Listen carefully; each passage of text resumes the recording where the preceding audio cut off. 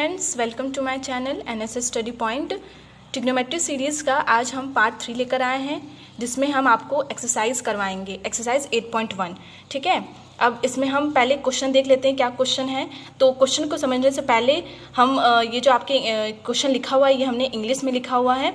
आपको जो हिंदी मीडियम वाले बच्चे हैं उनको बिल्कुल भी टेंशन लेने की ज़रूरत नहीं है। हम हिंदी में भी इन क्वेश्चन को आपके स्क्रीन पर लगातार दिखाते रहेंगे, जिससे आपको कोई दिक्कत ना हो।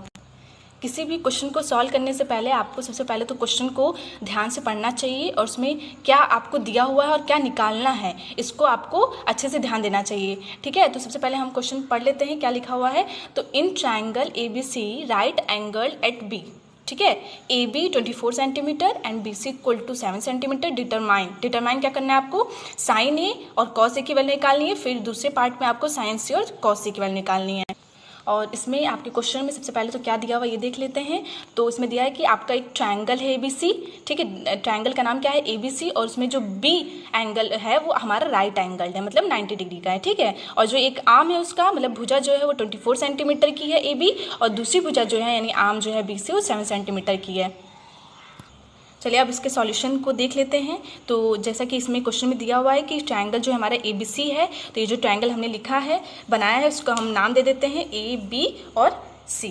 ठीक है, और इसमें पाइथागोरस प्रमेय में जो हमारा हाइपोटेनस होता है, हाइपोटेनस का स्क्वायर इक्वल टू होता है परपेंडिकुलर का स्क्वायर प्लस बेस का स्क्वायर। ठीक है, यानी इसको हम बोल सकते हैं, हमारा हाइपोटेनस को हम हिंदी में बोलते हैं कर्ण। तो ये हो जाएगा हमारा कर्ण का स्क्वायर इक्वल टू लंब का स्क्वायर प्लस आधार का स्क्वायर। और जैसे कि आप ट्रायंगल में देख सकते हैं कि हमारा जो हाइपोटेनस है वो हमारा आर्म AC है, तो यहाँ पर हम यहाँ से लिख सकते हैं AC का स्क्वायर इक्वल टू हमारा परपेंडिकुलर लंब जो है वो BC आर्म है, तो ये हो जाएगा BC का स्क्वायर और प्लस हमारा बेस जो है वो AB है, तो यहाँ पे AB का स्क्वायर हो जाएगा। तो चूंकि हमें साइन A की वैल्यू P/H पता है, तो हमें निकालना क्या साइन A, और हाइपोटेनस हमें नहीं पता था, तो हमें फॉर्मूले से पता चल गया कि हाइपोटेनस का स्क्वायर जो होता है वो लंब का स्क्वायर और प्लस आधार का स्क्वायर होता है। तो हम इसको क्या कर सकते हैं कि या फिर ऐसे लिख सकते हैं कि AC इक्वल टू हो जाएगा हमारा BC स्क्वायर का होल स्क्वायर प्लस AB का होल स्क्वायर, और यहाँ पे हमारा जब स्क्वायर इधर का स्क्वायर जब इधर चला आता है तो वो अंडर रूट बन जाता है, तो ये अंडर रूट में हो जाएगा। अब हम इसी को इजीली फाइंड आउट कर सकते हैं, कैसे, क्योंकि हमें BC भी पता है और AB भी पता है। जैसे कि आप क्वेश्चन में देख सकते हैं, यहाँ पे हम लिख देते हैं कि हमें क्या दिया हुआ है। तो AB जो था हमारा वो 24 सेंटीमीटर था और BC जो था वो हमारा 7 सेंटीमीटर था। तो इन दोनों की वैल्यू हम यहाँ पे ये जो है इक्वेशन बनी है हमारी, इसमें हम पुटअप कर देंगे तो हमारी वैल्यू क्या हो जाएगी, ये अंडर रूट, और BC की वैल्यू हमारी थी 7, तो 7 का स्क्वायर हो जाएगा प्लस हमारा हो जाएगा AB का स्क्वायर यानी 24 का स्क्वायर। तो इसको जब हम सॉल्व करेंगे तो 7 का स्क्वायर 49 होता है प्लस, और 24 का जो स्क्वायर होता है वो 576 होता है। अब इसको हम लोग अंडर रूट लगा देंगे जैसे लगा था, उसके बाद फिर 49 और कुछ हम 576 से में ऐड करेंगे तो हमारा बनता है 625, और 625 जो होता है वो हमारा 25 का स्क्वायर होता है, तो हम इसको ऐसे ले सकते हैं, और ऊपर अंडर रूट लगा हुआ है। तो जब अंडर रूट और स्क्वायर एक साथ आते हैं तो एक दूसरे को कैंसिल कर देते हैं, तो हमारा 25 बचेगा सिर्फ। तो AC की वैल्यू कितनी आ गई हमारी 25 AC।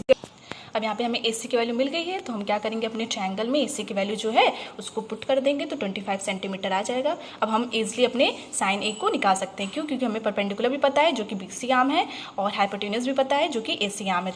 चलिए अब हम जो हमारे क्वेश्चन में डिटरमाइन करना था साइन A और कॉस से पार्ट 1 के पार्ट 1 में वो हम डिटरमाइन कर लेते हैं, क्योंकि हमें सब सारी वैल्यूज़ पता चल गई हैं। तो साइन A जो होता है हमारा, हमें पता है साइन A इक्वल टू क्या होता है P/H, यानी हम इसको ले सकते हैं लंब बटे कर्ण, और ये हम ऐसे भी लिख सकते हैं कि इसकी आर्म कौन कौन सी है। तो हमारी आर्म जो है वो BC/AB है, AC है, तो ये हमने BC/AC लिख दिया। और जब इसकी वैल्यू रखेंगे, क्योंकि हमें BC पता है, BC कितनी है यहाँ पे 7 सेंटीमीटर दी हुई है, और जो हमारा हाइपोटेनस है वो हमारा है 25, तो 25 हो जाएगा। तो हमारी जो वैल्यू आ जाएगी वो कितनी आ जाएगी 7/25। ठीक है, अब हम कॉस से निकालेंगे, तो कॉस A जो होगा हमारा वो हमारा क्या होता है B/H होता है, तो यानी B/H यानी आधार बटे कर्ण, आधार बटे कर्ण। ठीक है, यानी जो कौन सा आर्म होगा हमारा, आधा कौन सा है AB आर्म है आधार, और जो कर्ण है वो हमारा AC आर्म है। तब इसकी वैल्यू जब पुटअप करेंगे तो AB की वैल्यू कितनी है 24 सेंटीमीटर, और जो हमारे AC है वो 25 है, तो हमारी कितनी वैल्यू हो जाएगी कॉस A की, कॉस A की वैल्यू होगी हमारी 24/25, यानी पहले पार्ट के हमें दोनों ही पार्ट की वैल्यू हमें मिल गई हैं। चलिए अब हम क्वेश्चन 1 का पार्ट 2 देख लेते हैं। तो आप जैसा देख रहे हैं कि इसमें भी साइन से और कॉस निकालना है, मतलब जैसा पहले क्वेश्चन में था साइन और कॉस, वैसा ही इसमें भी निकालना है। बस क्या है, इसमें कॉस ए था, मतलब एंगल ए था, और इसमें हमें एंगल सी लेके चलना है। तो हमें जितना पहले हमने सॉल्व किया है पाठ्यक्रम में से वो हमको सॉल्व नहीं करना पड़ेगा, हमें बस जो हमने पहले ट्राइंगल बनाया था ABC, उसी से हमें बस सॉल्व करना है। क्या करना है कि इसमें एंगल ए था तो हमने यहाँ पे इस एंगल को लिया था, अब चूंकि उसमें एंगल सी है तो हम इसको लेके चलेंगे। और जैसे कि हमने आपको प्रीवियस वीडियो में बता रखा है कि अगर हम एंगल चेंज करते हैं तो हमारा कर्ण जो होता है, हाइपोटेन्यूज जो होता है, वो चेंज नहीं होता है, बस परपेंडिकुलर और बेस आपस में एक्सचेंज जाते हैं। तो हम क्या करेंगे, अगर हम एंगल यहाँ पे सी मान लेते हैं, इसको आप ये नहीं है, बस इसको मानेंगे जब एंगल सी, तो क्या हो जाएगा कि हमने बताया था अगर कोई एंगल लेते हैं अगर आप, तो एंगल के जो सामने की भुजा होती है, यानी जो सामने का आर्म होता है, ठीक है, वो हमारा क्या हो जाता है, परपेंडिकुलर हो जाता है। जैसे इस केस में था एंगल ए के केस में क्या था, इसके सामने की जो भुजा थी वो हमारा BC हो गई थी, परपेंडिकुलर हो था, ठीक है। वैसे ही जो एंगल सी है तो एंगल सी के जो आर्म होगा AB, ये हमारा परपेंडिकुलर हो जाएगा, और जो उसकी सटी भुजा होगी, जो संलग्न भुजा होगी, ठीक है, जो एडजेसेंट एंगल्स होंगे, आर्म होगा, वो हमारे क्या हो जाएगा, BC हो जाएगा, ठीक है। तो इसमें हमारा परपेंडिकुलर क्या हो जाएगा, इसमें हमारा परपेंडिकुलर BC के केस में एंगल के P परपेंडिकुलर ये होगा, और जो बेस है हमारा ये हो जाएगा। हमने ऐसे ही आपको लिख दिया ऐसे समझने के लिए कि परपेंडिकुलर P होगा इन case of C angle C, और ये B हो जाएगा BC आर्म, ठीक है। तो अब हम इसको सॉल्व कर लेते हैं। चलिए, तो हमें जैसा पता है कि साइन C की जो वैल्यू होती है वो तो वैल्यू तो वही रहती है, बस एंगल चेंज आता है, ठीक है। तो P/H ही रहेगा, लेकिन बस हमारा परपेंडिकुलर जो इसमें परपेंडिकुलर जो था वो BC था, और इसमें क्या हो जाएगा हमारा AB हो जाएगा, बस इतना सा फर्क आ जाएगा। तो यहाँ पे हम लिख देते हैं AB, और यहाँ पे हाइपोटेन्यूज क्या है हमारा, वो तो सेम रहता है दोनों ही केस में, तो यहाँ पे हमारा AC हो जाएगा। और हमें पता है कि दोनों की सारी वैल्यूज हम निकाल चुके हैं पहले ही, कि वैल्यू रख देते हैं अपने ट्रायंगल से देख करके। तो हमारी AB की वैल्यू कितनी है, 24 सेंटीमीटर, तो यहाँ पे हम लिख देंगे 24 सेंटीमीटर, और जो हमारा हाइपोटेन्यूज था यानी AC आर्म जो था वो हमारा 25 सेंटीमीटर है, तो यहाँ पे हम 25 सेंटीमीटर लिख देंगे, यानी 25। तो हमारी वैल्यू कितनी होगी साइन C की, 24/25। देखिए तो सिंपल था। और वैसे ही हम कॉस C भी जो निकाल लेंगे, तो कॉस C की भी हमें पता है B/H होता है, यानी हमारा हो जाएगा यहाँ पे बेस, तो बेस हमारे इसमें चेंज हो गया था, तो बेस क्या हो गया था, BC हो गया था in angles, in case of angle C, ठीक है। तो यहाँ पे हमने क्या कर देंगे, यहाँ पे किसकी वैल्यू कितनी थी, 7, तो यहाँ पे 7 हो जाएगा। और हाइपोटेन्यूज तो दोनों ही केस में सेम होगा, तो ये जो यहाँ पे लिखा हुआ है वही हम यहाँ पे लिख देंगे, यानी 25, ठीक है। तो हमारी कितनी वैल्यू जाएगी, 7/25। तो हमें सारी वैल्यूज इसमें मिल गई। आखिरकार क्वेश्चन 1 जो है वो कंप्लीट हो चुका है, और दोनों ही पार्ट हमने बहुत ही इजीली सॉल्व कर लिया, क्योंकि हमें सारी वैल्यूज प्रीवियस हमने जो वीडियो बनाया था उसमें आपने अगर देखा होगा तो आप इजीली इसको सॉल्व कर पाएंगे। और आपको अगर आपने नहीं देखी हमारी वीडियोस, तो हमारे वीडियोस जाके पहले देखिए प्लेलिस्ट से, उसके बाद फिर आगे क्वेश्चन को सॉल्व कर पाएंगे आप। चलिए हम टोटल आंसर अपना लिख देते हैं। तो पहला पार्ट का जो आंसर था हमारा, यानी साइन A की जो वैल्यू थी वो थी हमारी 7/25, और जो कॉस A की वैल्यू थी हमारी 24/25, ठीक है। और हमारा जो सेकंड पार्ट था, सेकंड पार्ट में साइन C की जो वैल्यू थी वो हमारी साइन C की वैल्यू थी हमारी 24/25, और कॉस C की जो वैल्यू थी वो थी हमारी 7/25। तो ये कंप्लीट हो गया हमारा क्वेश्चन। अब हम नेक्स्ट क्वेश्चन करेंगे। चलिए अब दूसरा क्वेश्चन देख लेते हैं कि क्या है। इन फिगर 8.13, आपका फिगर ही दिया हुआ है 8.13, ठीक है। फाइंड क्या करना है, tan P - cot R, ठीक है। तो tan P - cot R निकालने से पहले हम इसमें देख लेते हैं कि क्या क्या हमें गिवन है, ठीक है। तो गिवन हमें क्या क्या है, हमें गिवन है PQ आर्म कितने हैं, 12 सेंटीमीटर है, और जो हमारा PR आर्म है वो हमारा 13 सेंटीमीटर है, ठीक है। और ये जो हमने अभी चूँकि क्वेश्चन हमने ये इंग्लिश में लिखा है, और हिंदी मीडियम वाले बच्चों को घबराने की जरूरत नहीं है, क्योंकि हम आपके अपनी स्क्रीन पर हिंदी के क्वेश्चन भी आपको दिखाते रहेंगे, तो आपको टेंशन लेने की जरूरत नहीं है, ठीक है। अब हम आगे क्वेश्चन करते हैं। देखिए हमें PQ और PR पता है, अब हमें निकालना क्या है, जैसे कि हम देख सकते हैं यहाँ पे हमें tan P निकालना है। तो tan P निकालने से पहले हमें क्या पता होना चाहिए कि tan P की वैल्यू कितनी होती है। तो tan P जो होता है हमारा, tan P जो होगा वो हमें पता है कि P/B होता है, यानी परपेंडिकुलर अपॉन बेस, यानी इसको हम लिख सकते हैं हिंदी में लंब बटे आधार, ठीक है। लंब बटे आधार होता है। और जो हमारा लंब क्या है, इसमें अगर हमारा एंगल, चूंकि एंगल यहाँ पे P है, तो अगर हम इस एंगल को लेके चले एंगल इसको, तो हमें पता है कि एंगल पी के सामने वाले जो आर्म होता है वो परपेंडिकुलर होता है, यानी परपेंडिकुलर हमारे क्या होगा, आर क्यू होगा। ठीक है, तो यहाँ पे हम लिख सकते हैं कि आर क्यू, और जो हमारा आधार है यानी बेस, तो इसके जो संलग्न भुजा होती है, सटे भुजा है, यानी पी क्यू जो होगी वो हमारी क्या हो जाएगी, बेस हो जाएगी। तो ये हम लिख सकते हैं यहाँ पे पी क्यू। ठीक है, तो हमें चूँकि आर क्यू तो पता है, मतलब पी क्यू तो पता है लेकिन आर क्यू नहीं पता है। देखिए इसमें पी क्यू हमें पता है लेकिन आर क्यू नहीं पता है, हमें पी आर पता है। तो हमें क्या करना होगा, सबसे पहले आर क्यू निकालना होगा। तो आर क्यू निकालने के लिए हम क्या करें, हम जानते हैं पाइथागोरस प्रमेय से। ठीक है, पाइथागोरस थ्योरम से हम जानते हैं, क्या जानते हैं कि जो हाइपोटेनस का स्क्वायर होता है वो इक्वल टू होता है परपेंडिकुलर का स्क्वायर प्लस बेस का स्क्वायर। ठीक है, लेकिन हमें इसमें हाइपोटेनस नहीं निकालना है, हमें क्या निकालना है, परपेंडिकुलर निकालना है। तो हम क्या करेंगे, परपेंडिकुलर को यहीं रहने देंगे और इक्वल टू के इधर जो है बेस को इधर भेज देंगे। ठीक है, तो चूंकि बेस इधर प्लस में है, तो जब इक्वल टू के इधर जाता है प्लस तो माइनस जाता है। ठीक है, अगर माइनस होता तो प्लस जाता, मल्टीप्लाई होता तो डिवाइड जाता, और डिवाइड होता तो मल्टीप्लाई में हो जाता। ठीक है, तो क्या हो जाएगा यहाँ पे एच स्क्वायर तो ऐसे ही रहेगा और माइनस का बी स्क्वायर हो जाएगा। ठीक है, तब चूंकि ए, और यहाँ पे हमारा परपेंडिकुलर क्या है, आर क्यू है, तो यहाँ पे हम लिख देते हैं, उसके आर्म को लिख देते हैं। तो आर क्यू का स्क्वायर इक्वल टू हमारा हाइपोटेनस क्या है, यहाँ पे हमारा हाइपोटेनस जो है पी आर है। ठीक है, तो यहाँ पे हो जाएगा पी आर का स्क्वायर, और माइनस का यहाँ पे बेस क्या है हमारा, पी क्यू है, तो यहाँ पे हो जाएगा पी क्यू का होल स्क्वायर। ठीक है, अब हम इसकी वैल्यू रख देते हैं। तो पी आर की वैल्यू हमें दी हुई है, पी आर की कितनी है, हमारी पी आर की वैल्यू है 13 सेंटीमीटर। ठीक है, तो 13 हो जाएगा, 13 का स्क्वायर हो जाएगा, और माइनस, और हमें क्या दिया है, पी क्यू की वैल्यू कितनी है 12, तो यहाँ पर लिख देंगे 12। ठीक है, तो 12 का स्क्वायर हो जाएगा।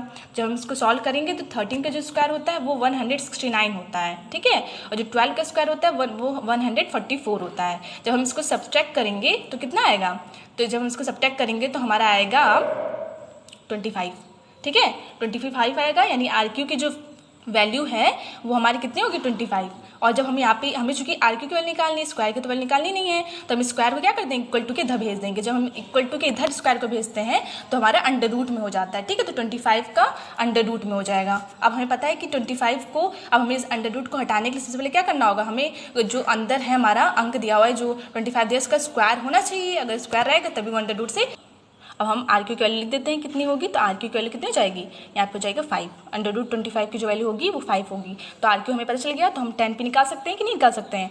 10 P equal to R Q upon P Q है, तो आर क्यू हमें पता चल गया और पी क्यू हमें दिया हुआ है, तो हम दोनों निकाल करके 10 पी निकाल सकते हैं। तो हम अब हमें जो आर क्यू की वैल्यू जो हमें मिली है, हम इसको यहाँ पे अपने फिगर में लिख देते हैं। तो हमारी फिगर में इसकी कितनी वैल्यू हो जाएगी, 5 सेंटीमीटर। अब हम 10 पी क्या कर सकते हैं, निकाल सकते हैं, क्योंकि हमें आर क्यू भी पता है और पी क्यू भी पता है। तो आर क्यू की वैल्यू कितनी है, आर क्यू की वैल्यू हमारी 5 है, तो हम 10 पी इक्वल टू कितना हो जाएगा, R Q upon P Q. ठीक है, तो आर क्यू की वैल्यू है हमारी 5 और पी क्यू की वैल्यू है हमारी 12। ठीक है, तो 5/12 इसका आंसर हो जाएगा 10 पी का। वैसे हम कॉट, हमें चूंकि क्वेश्चन में कहा है कि कॉट आर भी निकालना है। ठीक है, तो सबसे पहले कॉट आर निकाल लेते हैं।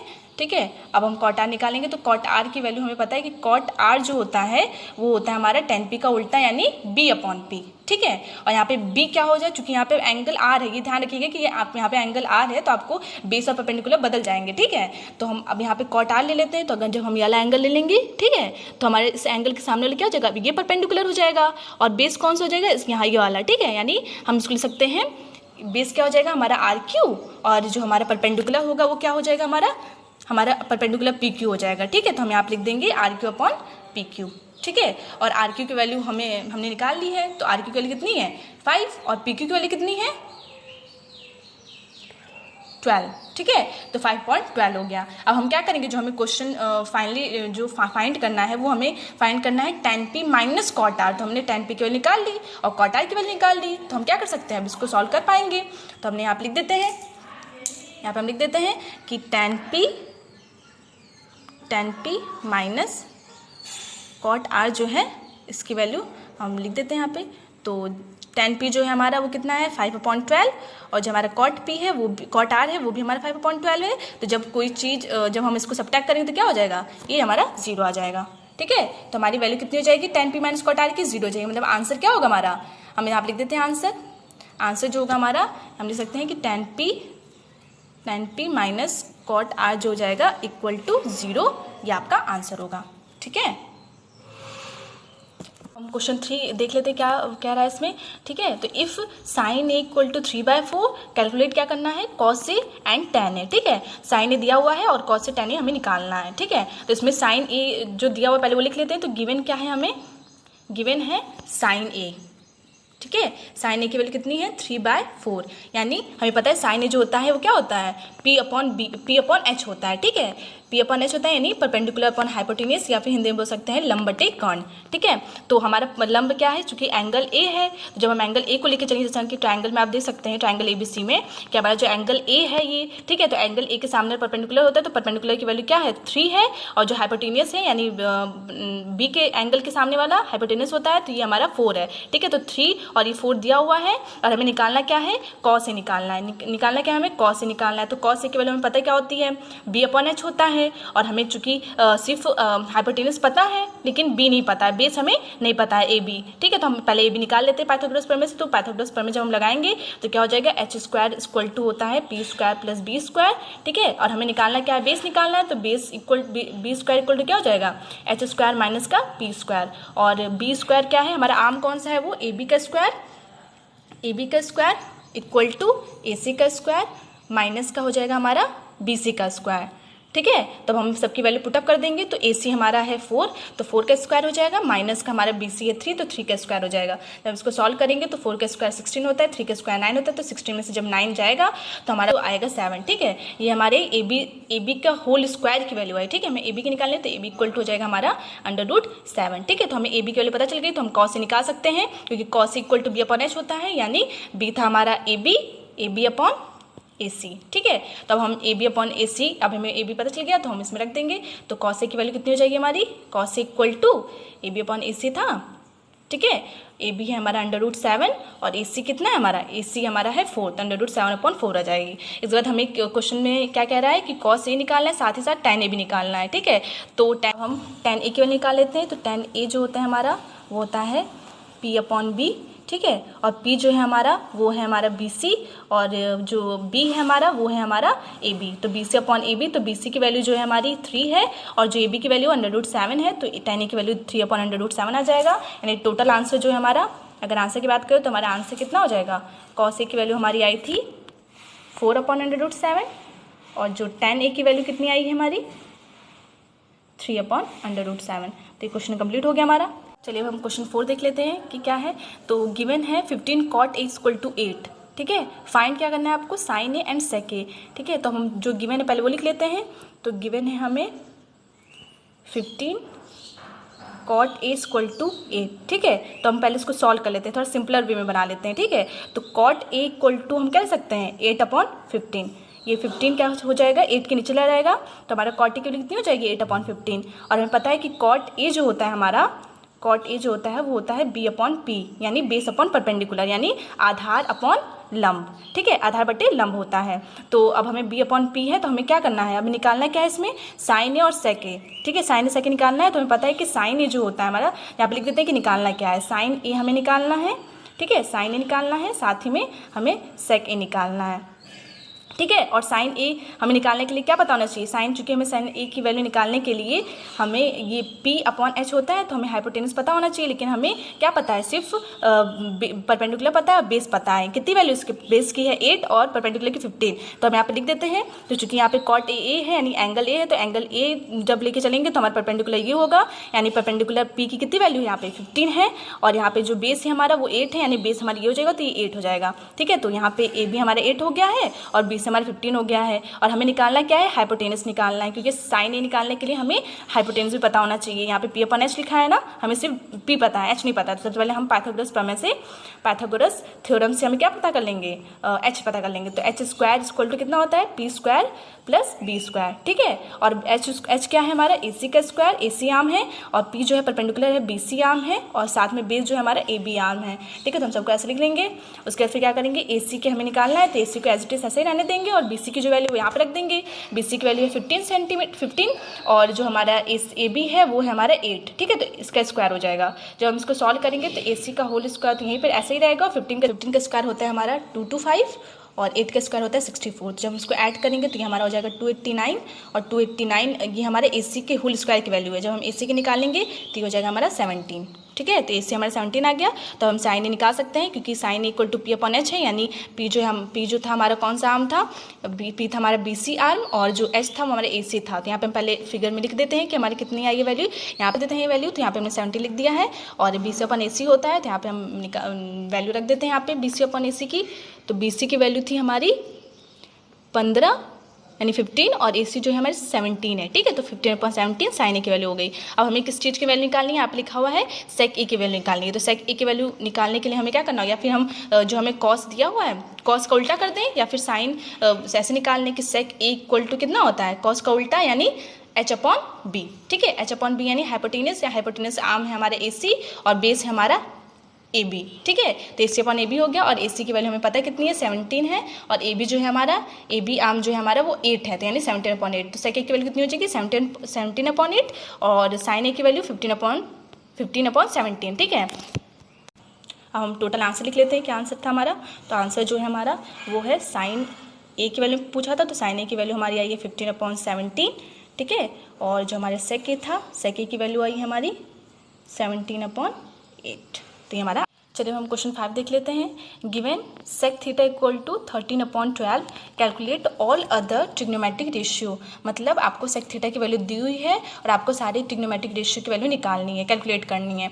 जैसे sine theta, cos theta, tan, cosec और कॉट थीटा, ठीक है। तो सबसे पहले हम जो दिया हुआ है उसको लिख लेते हैं। तो गिवन आपको क्या है सेक थीटा, यानी सेक थीटा इक्वल टू 13/12 और हमें पता है कि सेक थीटा की वैल्यू कितनी होती है, सेक थीटा होता है हमारा कॉस थीटा का उल्टा यानी H अपॉन बी, यानी हमें हाइपोटेनस और बेस दिया हुआ है, कितनी वैल्यू उसकी 13/12, ठीक है। 13 हाइपोटेनस की वैल्यू और बेस की 12 है, तो हम अपने फिगर में लिख देते हैं। चूंकि हाइपोटेनस हमारे ये है तो हमने यहाँ पे 13 लिख दिया और हमारा जो बेस है वो 12 है, तो यहाँ पे हमने 12 लिख दिया, ठीक है। अब हमको निकालना क्या है, सारे निकालने से पहले हमें क्या निकाल लेते हैं, तीसरा जो हमारा परपेंडिकुलर है, परपेंडिकुलर आर्म की वैल्यू निकाल लेते हैं।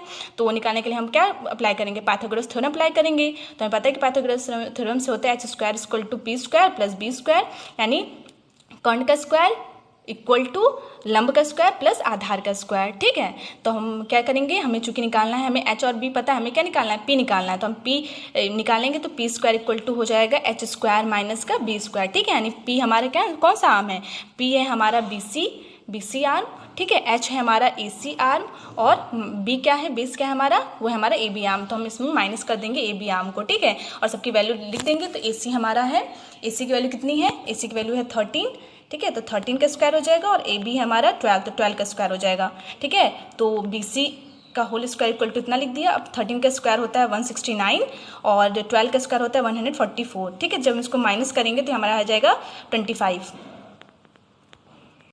तो हमारे BC की वैल्यू कितनी होगी, BC के होल स्क्वायर की वैल्यू होगी 25, तो BC की वैल्यू कितनी हो जाएगी 5, ठीक है। तो BC आ गई, तो हम यहाँ पे लिख देते हैं अपनी जो वैल्यू आई है हमारी, ये आई है हमारी 5, तो ये हमारी BC हो गई। BC हमें पता चल गया, AB पता चल गया और AC, तो AC और AB तो पता ही था और BC हमने निकाल लिया, ठीक है। अब हम सारी ट्रिग्नोमेट्रिक रेशियो उनकी वैल्यू निकाल लेते हैं। सबसे पहले हम निकालते हैं साइन थीटा। तो साइन थीटा की वैल्यू होती है हमारी P/H यानी परपेंडिकुलर अपॉन हाइपोटेन्यूस यानी लंब बटे कर्ण, ठीक है।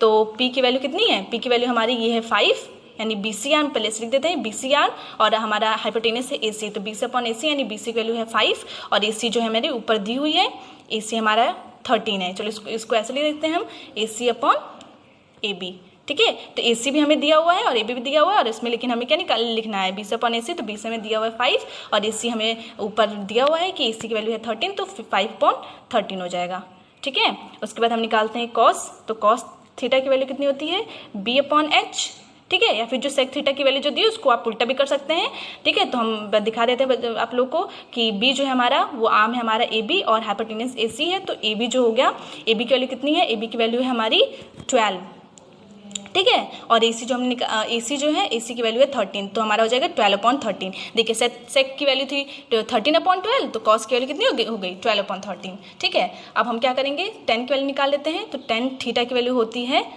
P/B, ठीक है। यानी P यानी परपेंडिकुलर, तो ये भी हमारा है BC आर्म और B जो है हमारा बेस है AB आर्म, ठीक है। तो BC की वैल्यू हमारी 5 दी हुई है, अभी हमने निकाला और AB जो है हमारा वो 12 होती है, यानी 5/12, ये हमारा आंसर हो गया tan थीटा का। अब हमें क्या निकालना है, साइन का उल्टा यानी कॉसेक निकाल लेते हैं। तो कॉसेक थीटा की वैल्यू कितनी होती है, उसका उल्टा होता है तो h/p हो जाता है, यानी AC/BC कर सकते हैं। ठीक है, उसके बाद फिर हम क्या लिख देंगे, उसको उल्टा कर देंगे यानी 13/5 हो जाएगा। वैसे हमारा चूंकि सेक दिया हुआ है तो कॉस का उल्टा तो वो हम निकालने की जरूरत नहीं है, लेकिन tan का नहीं दिया तो tan का हमें निकालना है। तो tan का उल्टा tan cot थीटा निकाल लेते हैं, तो cot थीटा तो tan थीटा का उल्टा होता है यानी B/P हो जाएगा। और इसको हम ऐसे लिख सकते हैं AB/BC और हम इसको 12/5 लिख सकते हैं। ठीक है, तो हमें सारी वैल्यू, हमें सेक थीटा पता था, दिया हुआ था, और हमें सारी ट्रिग्नोमेट्रिक रेशियो निकालने थे यानी sine theta, cos theta, tan theta, cosec theta और कॉट थीटा। तो हमने सारी वैल्यू निकाली थी, हमारे आंसर हैं। आज के लिए बस इतना ही। हमारे एक्सरसाइज के जो बचे हुए क्वेश्चन हैं वो हम अपनी अगली वीडियो में करवाएंगे आपको। और तो हमारे चैनल को लाइक, शेयर और सब्सक्राइब करना ना भूलें। Thank you.